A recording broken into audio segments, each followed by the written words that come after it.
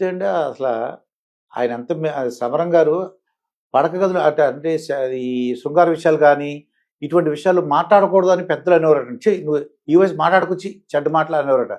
అటువంటి దాన్ని ఒక ఎడ్యుకేషన్ లాగా తీసుకొచ్చి ఒక అంటే తెలుగు రాష్ట్రాల్లో ఒక విప్లవం లాగా వచ్చింది.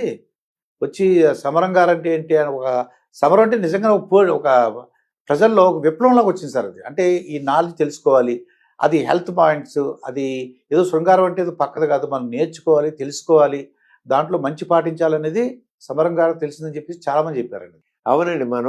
ఇప్పుడు మనం ఇందాక చాలా విషయం మాట్లాడాం. దాంట్లో ఏంటి తప్పు చెప్పండి? అంతా అది కావాల్సిన నాలెడ్జే కదా. మీ సెక్స్ అంటే చాలా మంది ఏంటో బూత్ అనుకుంటారు. మరి నేను డాక్టర్ గా నేను తెలిసింది నాకు తెలియదు, బూత్ ఏంటో నాకు తెలియదు. అది కానీ వీళ్ళ ఆలోచన దృష్టిలో అందరికీ ఎడ్యుకేషన్ అంటే ఆ బూత్ విషయాలు ఏంటో చెత్త కబుర్లు అనుకుంటా కాదు. సైన్స్ మన గురించి మనం తెలుసుకోవడం. సెక్స్ ఎడ్యుకేషన్ అంటే మన పర్సనల్ లైఫ్ గురించి మనం తెలుసుకోవడం. అవునండి.